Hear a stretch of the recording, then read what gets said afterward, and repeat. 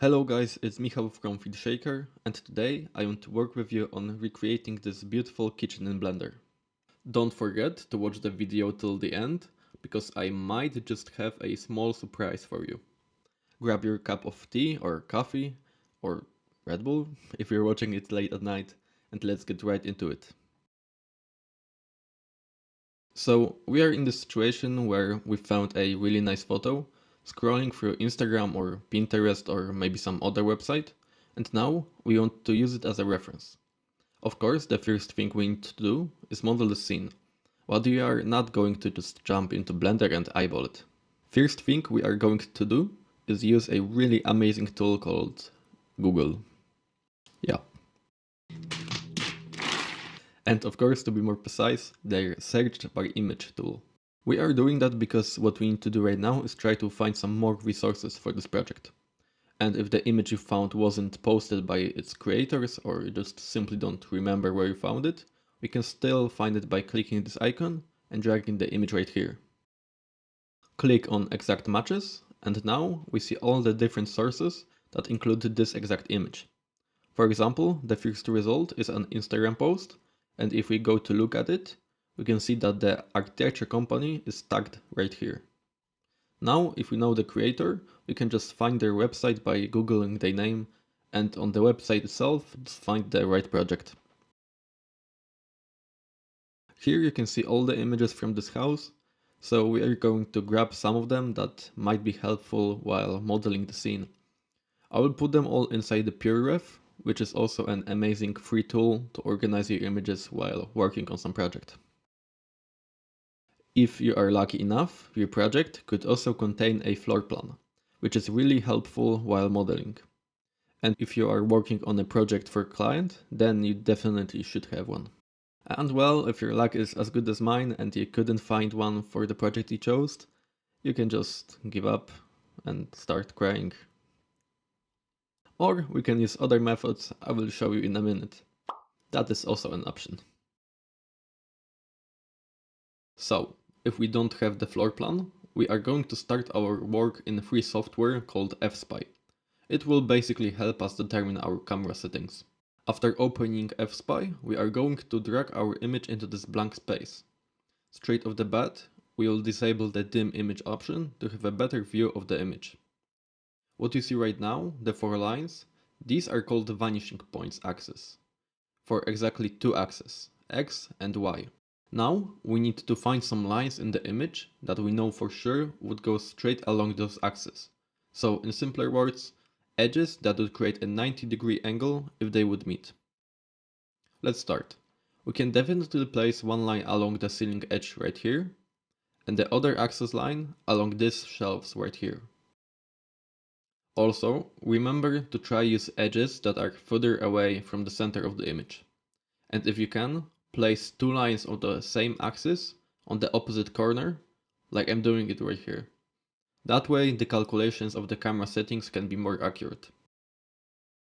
To quickly check the result, we can drag this point and see if the lines of the guide align with the lines on the image. If everything looks good, we can now set a dimension of one part of the image. In this case, I will use this tool, because in the description of the project, I found what model it is, and I was able to find its exact dimensions.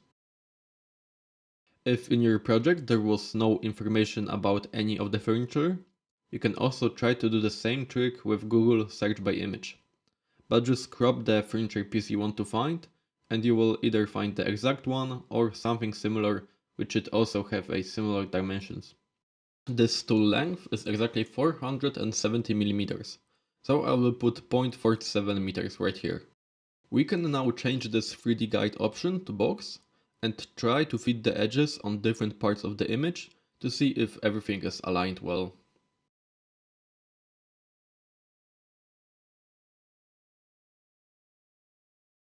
Okay, let's save this file and jump into Blender. To import that file, we need to install FSpy add-on, which you can also find on their website. Now, if we go to File, Import, you can see at the bottom we have an option to import our FSpy file. Okay, since we already have our camera, Let's add the floor and start aligning the scene. What most people do is they first model just walls, then set up some lighting, and then they model the rest of the scene, also with adding some textures. But what I like to do is first finish modeling the whole scene, and then work with lighting. In this way, when I set up my lighting, I will do it only once and won't have to constantly change it, because after adding some more objects to the scene, the composition and the mood have changed. Okay, for a better look, I will change the background image depth to front and lower the opacity. Now what we want to do is kind of black out the scene, and we need to do that paying attention to the real world dimensions. That's why it is very helpful to get as much dimensions of the furniture in the image as we can, and for the other objects, like for example this kitchen island, you can just Google the average height and see if will be close matching with the image. I will start with these two stools. I will add a cube and set the dimensions according to the information I found and try to align them with the image. You can see that it feels way too big, and that's because the camera is placed too low, so we need to fix that. Looking at the image, we can tell that it was taken somewhere around human eye level, so we will set its height to 1.5 meter. Now the box fits much better. Then I will try to fit that red chair, since I've also found its dimensions. And working in this way, we are going to block out the main geometry, walls, etc. and then add more detail and change these blocks for an actual furniture models.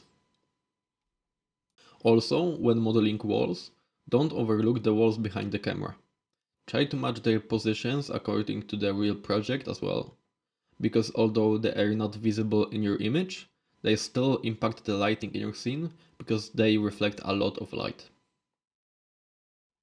So, if you already know how to do this, get your music going on and let's put in some work.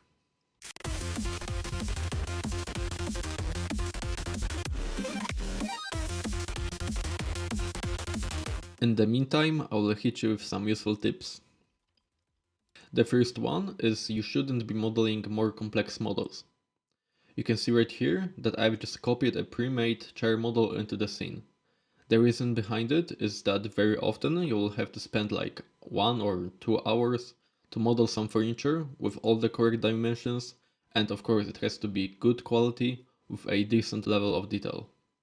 And if you count these hours as your hourly rate, it will probably be just cheaper to buy it pre-made and you will save some time. We do it exactly the same in our studio, and of course there are some times when we need to model something ourselves, because there is no model like this to buy anywhere, but like 90% of the time we use pre-made models from our 3D Shaker website. In that way we save ourselves a lot of time and we can always be sure that the models we use are the highest quality. It's also worth mentioning that we have an amazing both furniture and decoration collections, with literally over 1,000 models for each one. Actually, it is even closer to being 2,000 right now, and it is constantly being updated with more and more assets. We have also made sure that there are a couple of different pricing options, so I'm sure everyone will find something that suits their needs and wallet best. So be sure to check it out. For the floor, I pretty much always use this planks generator from iMesh, and I can definitely recommend it to you. It is really quick and easy to modify with prepared textures.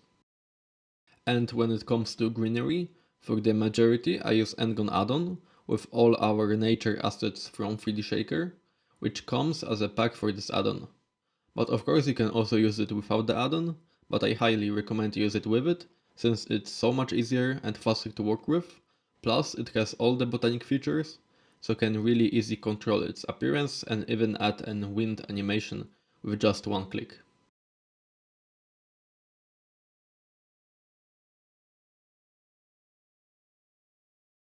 Alright, the modeling is done, finally. Now that the boring part is out of the way, we can have some fun. And by fun, I mean in this step we are going to already set the tone for our image. In other words, we are going to set the mood and the emotion, which are the most important and the most impactful features of the image. It may sound really serious and maybe a bit scary, but it truly is the most fun part and all the process, and at the same time the most important one as well. Okay, enough for the talking, let's start working. Let's add a new material and in View Layer panel, set it as Override Material. Now let's add a HD array, and even though we are creating a sunny interior, we first need to create overcast lighting. And we want to have these nice cold reflections as in the original image, so we need to find an HD array that can give us exactly that. Very often I use exactly this HD array, and I'm going to use it here as well. But for this image, you could even try something with even more blue color to get more of that cold reflections. If we go to the render view, you can see that glass in our windows block the lighting. So let's disable it for now. Okay, now it looks better. What we are going to do now is work on light and shadows. At the moment, all our scene is looking like if we painted everything with white paint. And looking at our reference image, we can see that we have materials like wood, marble, etc. And if you would put, for example, a piece of paper somewhere in that kitchen, it would be brighter than everything else. That's why we need to make that shader darker to fit more the actual tone of these materials. Something like that should be fine. And since we have quite a lot of glossy materials, let's change the roughness to 0.4. Okay, of course our render looks like shit at the moment. Nice. It's way too dark. So we are going to bring up the exposure to get more readable image. But we are not going to go extreme with it, because we still need to leave some space for the sun. And I think we don't have enough of these blue reflections, so I'm going to crank up the HDRI saturation just a little bit. If we look again at our reference image, we can see that the interior has much more warm colors than what we have right here, and the overall color of the whole image is warm. Easy way to check that is to put the image in Photoshop and use a average blur filter. This will make all the colors kind of blend into one, and this is what we get. That's why we are going to make a similar color for our shader.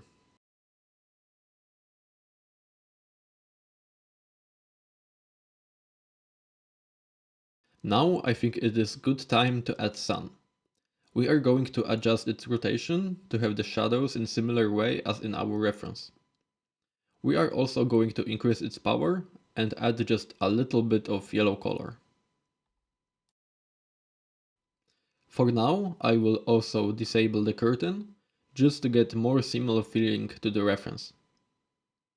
Right now I'm just playing a bit with the image, tweaking some things just a little bit to make the image more balanced.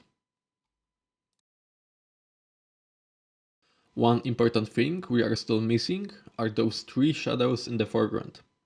So I'm going to copy one of the trees we already have and play around with it to get the shadow I want.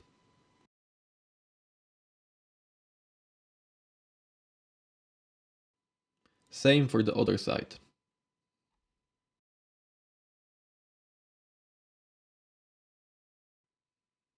And some exposure adjustment. Right now I see that I have a bit too much lighting coming out from the left side. So I will partly block that window to get a better result. And remember that the fact that the window is there doesn't necessarily mean that the light should be coming from there. Photographers, in some cases, also block the light from the windows to get a better photo. Here I also don't really like the shadow in the bottom left corner, and I prefer the way it is in our reference image, so I will use a box to block it. Again, just little adjustment. And I think we got the main mood of the image really on point, and in fact I really like what we got right now. Little trick you can do to check if the contrast of the shadows matches your reference is to put both images in Photoshop, desaturate it, and check the difference in tone on the lighted part and on the part in shadow. But remember that you have to check it on objects that are from the same material.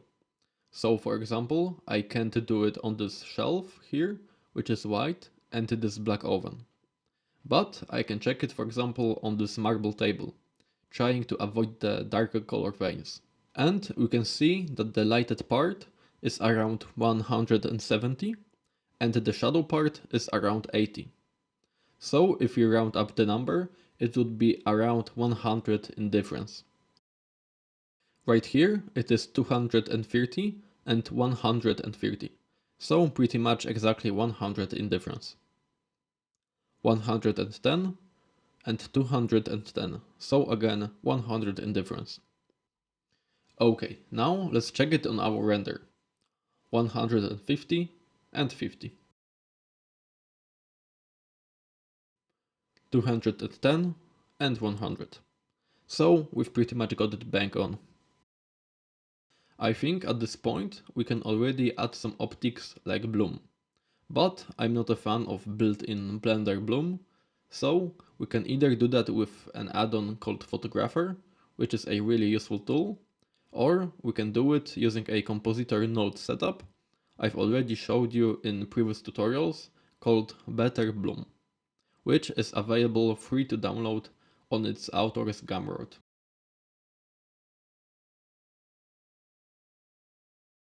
Let's get to the next stage, which is dividing materials. Of course, in our original image, we have a couple of different materials which have different colors. And that's why, right now, we are going to divide our materials into a couple of main colors. To do that, first, we need to get rid of the material override. But not to lose the material on all of our objects, we are going to apply it to every object we can. But if we have some objects that contain more than one shader attached to different parts of geometry, we don't want to get rid of that, because later we would have to add all of that manually. That's why, first, we are going to select all the objects I've mentioned, then invert the selection, select the object with our shader as an active one, and link the materials. Now you can see that we kept the original shader on all of the objects, except the oven, which we have deselected, and the greenery, because these are linked objects added with Ngon add-on. To not destroy our interior composition, we can again make this oven have the same shader, and we can do it in two ways. One would be to add a box and cover it like this, and the second one, which I'm going to use, is to add the geometry node setup with just one node, set material, and place here our shader. As of right now, the greenery is also standing out a bit too much and breaking our composition. So we are going to make it a bit darker and more yellow.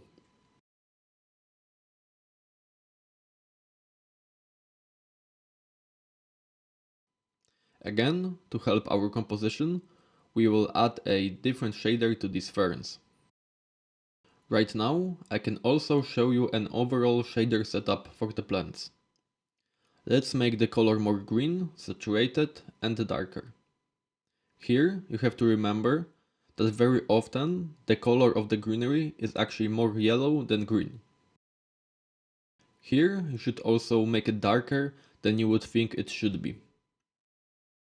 I'm also going to lower the IOR level, because it is getting too washed out by the lighting. Now let's add a translucent BSDF with the same color as in the other shader node, and add them together with an add shader node. In the end, mix it with first principled BSDF. And now we can control the amount of translucency with the slider right here. The translucent BSDF color should also be a bit brighter, more saturated, and warmer than the color in the principled BSDF. Since we already can add different material to each object, let's bring back our curtain and add the translucency to it, in the same way we did it for the greenery. Right now, I've also just realized that the floor is using a different shader, and that's because with iMesh Floor, you have to change the material in geometry nodes controls. So let's do that right away. Here I've added another tree to have some more shadows on the curtain. And I've played a bit with the shader, also removing part of the opacity. Now that we have everything ready, we can finally divide the main colors. Let's start with dividing the main color into two shades, darker and lighter. Looking at the reference image, we can see that things like marble or ceiling are a lot lighter than wood or these metal beams. So let's select objects that should be lighter, make new material, add it to all the selected objects and make it lighter. And in this case, also less saturated. Now you can see our darker shader feels a bit too bright. So we are going to adjust it as well, to get the overall feeling same as it was before. Now the next most impactful color in our reference is black. So we are going to add it to our image. Same method as before.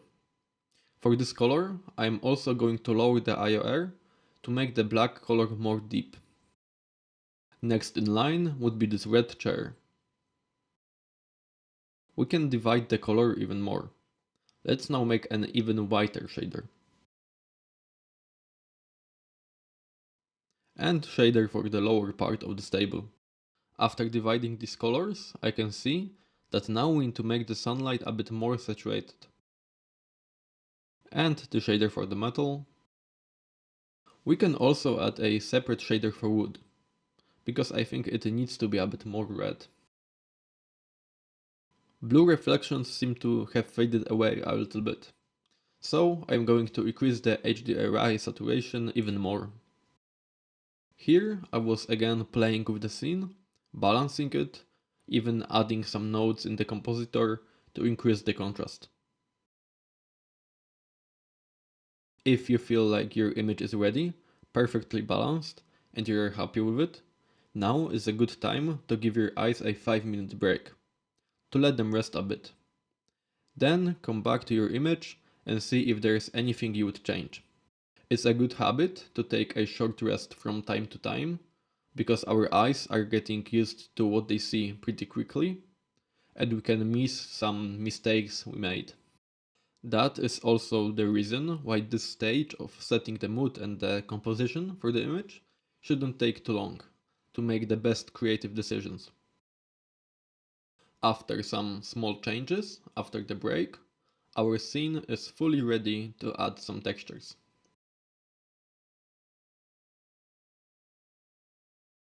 Alright, it's time for some textures. Finally, in this step, we will slowly see our image getting more and more realistic, more and more detailed, just basically more and more good looking. When working with textures, I would also recommend you to start with the biggest shader in the image. In this case, it would be the floor. We are going to copy our material and change the planks shader to its original one. Now I will unplug the texture map and paste the color from our shader. The first thing we are going to set is reflections. And we will do it in the same way for pretty much all the shaders. The reason why we are starting with reflections is because if we plug in the color first, then we won't be able to see very well how much reflections we got. We can work on reflections with two parameters, roughness and the IOR level. Roughness changes how sharp the reflections are, but IOR changes how much reflections we actually have. And to be honest, I can't really tell you which one is better to work with. From my personal experience, I think I would say the IOR works better for me more often than roughness, but you can always try setting both and comparing them, or even using them both at the same time. Here I first used roughness, but later on I've actually changed it to IOR, so I will show you how I did it later as well. Let's plug the texture to roughness and add a color ramp to make it black and white. And flip to invert the texture. Add RGB curve and make it darker and a bit more contrast. We want to see something exactly like this. Now let's plug in the color, and the first thing we are going to do is mixed with our color we had earlier. To make sure that the texture is the same brightness and hue as our color, I'm going to use curves and hue saturation value node to make it similar. And here's a part from a bit later on, when I've changed the roughness for the IOR. It's exactly all the same, the only difference is that you don't need to invert the texture. Okay, since we are already working with wood, let's make these shelves on the right side. We can actually use the same texture as for the floor, but because iMesh floor textures are made as a single plank images, we will merge them in Photoshop, just like this. Here I've done the exact same thing as for the floor, and also later on I've changed the roughness for the IOR, and in fact I did also change the texture for a different one, also from iMesh, since I wasn't fully satisfied with how it looked. Alright, now we are going to work with marble. The texture I've used this time is from Polygon. The start is absolutely the same. First, we work on reflections, then on color. One more interesting thing we'll do right here is use some subsurface scattering. Let's change the weight to 1 and now change its color. You can think of these three numbers pretty much as a RGB values. So I will set it to 1, 0.7 and 0.5 to make it a similar color. For the scale we can use something like 3 centimeters. Now let's take our color texture and with color ramp make it white with black veins. We will use it for the weight. You can see now that the lighter parts of the table are being penetrated with the light, while darker parts remain the same. It gives us a nice little detail.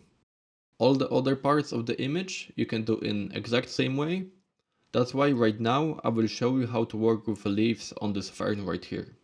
This plant and its textures are from textures.com, and I have to say that their plants are really good quality as well. Okay, let's bring in the opacity texture and use it as a factor for mixing our prepared shader with transparent BSDF. Make sure that the right part is visible. Now let's add a normal map and plug it into the principled BSDF. Last thing is color. Take the albedo map and plug it into the color.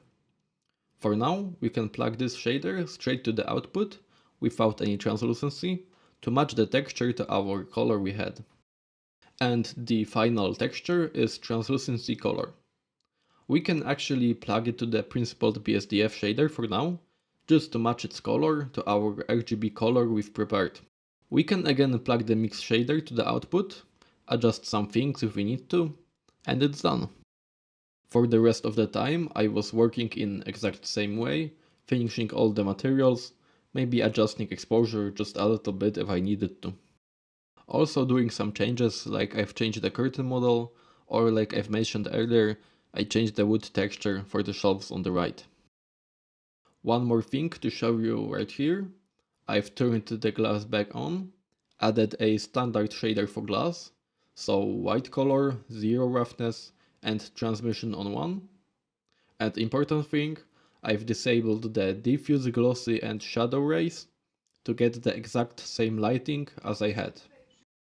I've also lowered the IOR a bit to have less of the reflections. When it's all ready, don't forget to check denoising data in render passes and maybe cryptomatte if you want some masks. And let's render the image. So guys, it's the very final stage of our work. I hope that all of you made it to this point, and of course, in this stage, we'll take care of post-processing the image. It is also quite an important step. The amount of changes mostly depend on the picture. I actually really like what we've made, so I believe that there won't be many changes, because it already looks really good. But let's get right into it and see what we can do.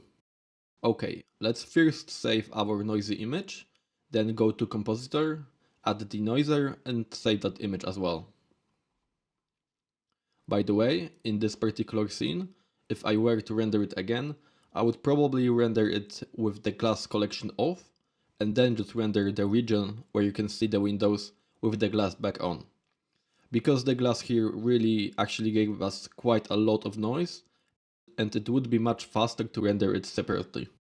Back to our compositor, we can now save our masks.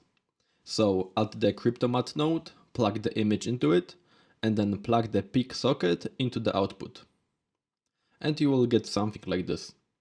Let's save it and change the type to the material, and then save it as well.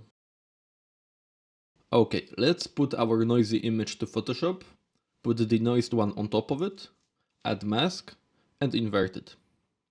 Now we will just paint over some more noisy parts of the image, and in some cases, like the curtain here, I will only use 50% opacity of the brush, because the denoised image killed too much detail of the curtain.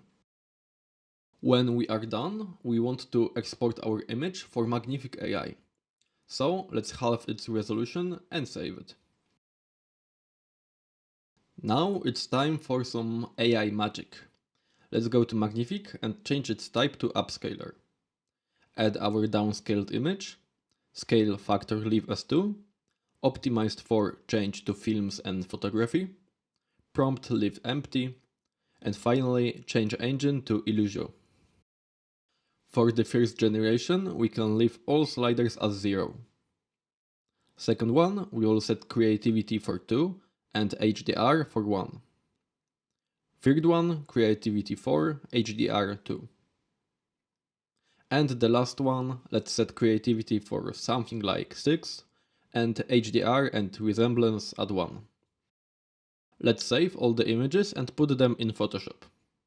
For an easier workflow, I will duplicate and add inverted mask for each layer. This way, when we work on, for example, this floor, you can just check each generation, how it looks, and if you like any of them, just paint it on the layer above. Alright, since we are already looking at the floor, let's work with it. We will do it in the exact same way for the whole of our image. Check generations and paint what we like. Simple. Here, for example, I only like the warmer parts of sunlight, so I will paint it. Then this chair, I like it on number 4, so I will paint this layer. And we are going to work like this on the whole image. Just remember that you don't necessarily need to add something from AI. If you like some part more on your render, you can just leave it as it is. After that's done, we can add what we see as a new layer. To do that, select everything with Ctrl A, then hit Ctrl Shift C and Ctrl Shift V. We can do a little trick to get a more contrasty, aggressive look. First, convert it to a smart layer, then set blending mode to soft light, and add a high pass filter. Here you can adjust that slider to look best for your image. And finally, adjust the opacity. On this image, I like some parts that have more opacity and some that have less. So I will set it to 20% on the whole image, then I will duplicate it, set it to 50%, and use a mask to paint areas that I want. And the last step, on a new layer, I will use Camera Raw to adjust the image. You can try to check Auto option, because sometimes it does a good job, but unfortunately not this time. I will add small changes just to try to balance the picture even more. The last thing you can do is to leave visible the layer you've just modified and the one just after the AI changes, and see how much it changed. I personally find myself often overdoing the post-production. That's why I always check the before and after, and if I feel like I went too hard on it, I will just lower the opacity at like 50% and call it a day. So guys, that's everything for this video. This is the image we've made today. I really like it and I hope you do too. And hopefully I've shown you something new, something interesting and helpful in this video. Of course, as I promised, I have a little surprise for you. So we have prepared this scene as a practice for you to try and recreate this image yourself based on what I said in the video. And in the description you can find a link to the blend file. It has pretty much all the same models. We've only changed the oven and ferns because we can't distribute these models because of the license. Of course, the file has no textures or shaders, so you can practice setting up all the lighting and all the shaders by yourself and truly understand how it is being made. And if you need this finished scene for some different reasons, or you tried recreating it yourself but the final result still looks a bit different, then you can actually buy this finished scene on our Blender market with all the shaders and lighting finished, and you can dive deeper into the file looking for everything that you need. As a last thing, I want to really thank to our great customers who support us by buying our products. Thanks to them, we are able to create these in-depth tutorials, so if you are interested in seeing more videos like this, please consider supporting us by buying one of our products. Especially for you, we have a discount coupon, tutorial15, to get 15% off, and by that, we'll know that you bought it thanks to this tutorial. Let me know in the comments what do you think about this image, if you like it or not, or what would you change in it.